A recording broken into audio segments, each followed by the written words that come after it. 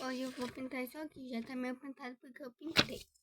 E pra pintar eu vou usar essas canetinhas que eu comprei na Cacau Show de ursinho.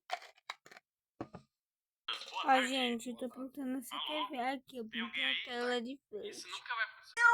Gente, eu tô assistindo o coisa As Aventuras do Mike, mas eu pintei a TV agora. Eu vou pintar o teclado. Poxa, é que não... Oi. Gente, eu tô pintando aqui, tá ficando bonitinho. Eu queria pintar o teclado de cinza, mas como aqui não tem cinza, vai ser o que tem. Será que tem um lápis?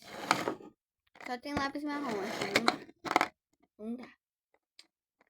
Vamos pintar assim.